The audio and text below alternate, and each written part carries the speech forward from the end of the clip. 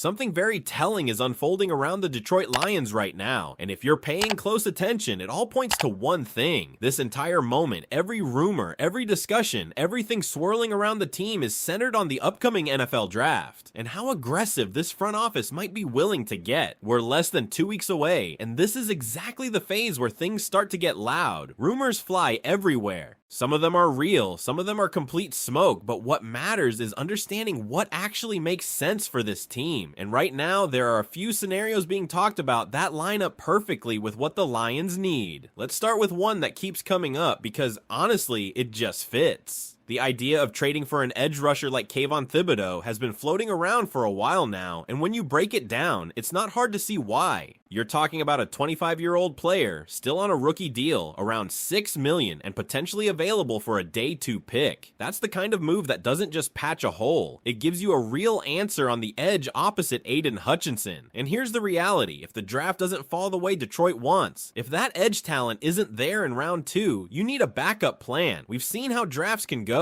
Sometimes the board just doesn't cooperate, and if you're serious about competing, you can't leave a major need unanswered. That's why a move like this keeps gaining traction. It's not just a rumor, it's logical. Now on the flip side, there's the idea of trading up. This one is interesting because it sounds aggressive, maybe even tempting, especially if a top offensive tackle starts sliding. The scenario being discussed involves moving up significantly, potentially into the top 10, to secure a player who could lock down the right side of the offensive line and solve a major issue instantly. And let's be honest, if the cost was as low as just a couple of mid-round picks on top of your first rounder, you'd do it in a heartbeat. That's a no-brainer. But realistically, it's going to cost more than that. And that's where things get complicated. The Lions don't just have one need. They have multiple. Edge, tackle, depth across the defense. Giving up too much to move up could leave other holes exposed. That's why despite how appealing it sounds, a big trade-up might not be the most realistic path. Sitting at pick 17, there's a strong belief that talent will fall right into Detroit's range. This draft class aligns pretty well with their needs, and if they stay patient, they could still walk away with exactly what they're looking for. Then there's the quarterback conversation, which honestly feels more like noise than anything serious. The idea of trading for Anthony Richardson for a late round pick has been mentioned, but when you really look at it, it doesn't align with what this team values. The Lions system is built on accuracy, timing, and decision making. Richardson, at least up to this point, has struggled heavily with consistency, hovering around a 50% completion rate before being benched. That's not just below average, that's a major red flag. And beyond the numbers, there are concerns about leadership and reliability. This is a team built in the image of Dan Campbell, and everything about that culture is rooted in toughness and accountability. So when you hear about a quarterback pulling himself out of a game because he's tired, it raises serious questions about whether that fits what Detroit is building. At the same time, the front office has already made it clear how they're approaching roster gaps. They brought in short-term veteran solutions, what some are calling band-aids, at key positions like offensive tackle and defensive end. These are not long-term answers, they're placeholders, and that tells you everything you need to know about what's coming next. This team is going into the draft expecting to find real, lasting solutions, and fans know exactly where those need to be. Offensive tackle opposite Penei Sewell, defensive end across from Aiden Hutchinson. These aren't minor upgrades, these are critical pieces, and with picks 17 and 50 sitting in the top 100, there's real pressure to get this right, because if they don't address those positions, if they somehow pass on both edge and tackle early, it starts to feel like repeating the same mistakes. And as the saying goes, doing the same thing over and over again and expecting a different result, that's not how you build a contender. There are other layers to this as well. Linebacker depth is quietly becoming a concern after moving on from Alex Anzalone and bringing in Malcolm Rodriguez. There's belief the Lions can find value in the middle rounds, just like they've done before with players like Jack Campbell and Derek Barnes, but it still needs to be addressed. And when you look at the full picture with 9 picks available, there's a strong expectation that this front office is going to be aggressive in filling out the roster. Edge, tackle, defensive tackle, linebacker, secondary help. It's all on the table. So now everything comes down to execution. Do they stay patient and let the board fall to them? Do they take a calculated risk and make a move for a proven player like Thibodeaux? Or do they shock everyone with an aggressive trade that reshapes the entire draft strategy? Because one thing is clear, this draft is going to define how far this team can go next season. And the question every Lions fan should be asking right now is simple. If the perfect edge rusher isn't there at pick 50, would you rather see Detroit trade for a proven player or trust the draft and take the risk? And that's where things start to get even more interesting, because once you move past the headline moves, you begin to see how many different paths this front office actually has, and how disciplined they've been leading up to this moment. There's been talk about other potential trade targets, and some of them sound appealing at first glance, but when you really break it down, you start to understand the philosophy Brad Holmes is working with. For example, the idea of going after a veteran edge like Alex Highsmith has been mentioned, but here's the issue: age and timeline. If you're giving up a second-round pick for a 28-year-old player, you're not just paying for production, you're sacrificing long-term control. And this regime has made it very clear that they value youth development and keeping players in the building for years, not just quick fixes. That's why a younger option like Thibodeau keeps standing out. It aligns with everything they've been building. If you're going to make a move, it has to fit the timeline, not just the need. Then you look at lower cost options, like potentially targeting someone such as Josh Sweat. Now, this is where things get situational. If the draft doesn't go the way Detroit wants, if they swing and miss on an edge early, then a move like this becomes a fallback plan, and that's the key word: fallback. Not the priority, but a safety net. Because unlike the bigger names, this type of move wouldn't cost premium draft capital. You're talking mid to late round compensation, something that doesn't disrupt your overall strategy, and that tells you something important. The Lions are preparing for multiple outcomes. They're not locked into one path, they're building flexibility. There were also mentions of players in the secondary, like Kenny Moore, which on paper makes sense. Adding a reliable presence in the defensive backfield is always valuable, but again, you have to think about the bigger picture. Teams don't usually make back-to-back major trades like that, especially after already making significant roster moves. So while it's a good idea, it feels less likely when you consider how these front offices typically operate. And then there's the quarterback chatter that just won't go away. Names like Spencer Rattler being thrown into the mix, or even revisiting the idea of bringing in a mobile quarterback late in the draft. But this is where the message becomes very clear. If the Lions want a developmental quarterback, they're far more likely to draft one late than to trade for someone who hasn't proven anything at the NFL level. Because at that point, what's the difference? You're better off bringing in your own guy, someone you can develop from day one within your system, rather than trying to fix someone else's project. And all of this circles back to the core identity of this team. This isn't a roster that's desperate. This is a roster that's close. And when you're close, the margin for error becomes smaller. Every decision matters more. You can't afford to miss on premium picks. You can't afford to force moves that don't align with your long-term vision. That's why the focus keeps coming back to the same thing: the draft board. Everything hinges on how it falls. If the right edge is there at 50, the plan stays intact. If a top tackle slides within range, maybe they get aggressive, but only if the price makes sense. And if things don't go their way, they've clearly done their homework on trade options that won't compromise the future. This is a front office that understands value, timing, and patience. But at the same time, they've shown they're not afraid to strike when the opportunity is right. So what you're really watching unfold right now isn't just a series of rumors. It's a team positioning itself to react, adapt, and capitalize when the moment comes. And that's what good teams do. They don't panic, they prepare. Because once draft night arrives, all the speculation disappears, and it becomes about decisions. Real ones. The kind that shape the roster, define the season, and ultimately determine whether this team takes the next step or not. So now it's on Brad Holmes and this front office to read the board, trust their evaluations, and make the moves that bring this roster closer to being complete. And the deeper you go into this, the more you realize that what's happening right now isn't random at all. It's calculated pressure building toward draft night. Every rumor, every possible scenario being floated, it's all part of the environment that teams like Detroit have to navigate without losing focus. Because here's the truth: when you have 9 picks, including 2 in the top 100, you're not just drafting players, you're shaping the identity of your roster for the next few years. And for the Lions, that identity still has a couple of missing pieces that everyone can see. Edge rusher is still sitting there as the biggest question mark. You have Aiden Hutchinson on one side, a proven cornerstone, but across from him, there isn't that same level of certainty. And in today's NFL, if you can't consistently pressure the quarterback from both edges, you're putting stress on every other level of your defense. That's why this position keeps coming up over and over again. It's not optional, it's essential. And then you look at the offensive line, specifically the spot opposite Penei Sewell. This is where things get even more critical because the Lions' entire offensive identity depends on that unit being dominant. When the line is right, everything works. The run game opens up, the quarterback stays clean, the playbook expands. But when there's a weakness, especially on the edge, it can disrupt the entire flow of the offense. That's why the idea of solving that position early in the draft carries so much weight. It's not just about plugging a hole, it's about protecting the foundation of what this team does best. Now, when you combine those two needs, edge and tackle, you start to understand why fans are so locked in on picks 17 and 50. Those selections aren't just important, they're pivotal. Hit on both, and suddenly this roster looks complete. Miss on one, and now you're scrambling, looking at trades, looking at patchwork solutions, trying to recover on the fly. And that's where the concept of doubling up at certain positions starts to make sense. There's a real possibility that Detroit doesn't just take one edge rusher, they take two. Not because it's flashy, but because it's necessary. Depth matters, rotation matters, and competition brings out the best in everyone in that room. The same logic applies across the defense. Defensive tackle, cornerback, safety, these aren't just depth picks, these are opportunities to raise the overall level of the unit. And when you have the kind of draft capital the Lions have right now, you can afford to be thorough. You can address multiple areas without sacrificing quality, but here's the balancing act. You can't do everything at once. That's why prioritization is so important. And based on everything we're seeing, everything being discussed, everything being hinted at, the priorities are clear, even if the exact names aren't. And that brings us back to the unpredictability of the draft itself. Because no matter how much planning you do, no matter how many scenarios you run through, there's always that moment where something unexpected happens. A player falls, a team jumps ahead of you. A run on a certain position changes the entire board. That's the moment where front offices earn their reputation. Do you stay disciplined and stick to your board? Do you adjust on the fly and take advantage of an opportunity? Or do you panic and make a move that you regret later? For the Lions, everything we've seen from Brad Holmes suggests that panic isn't part of the equation.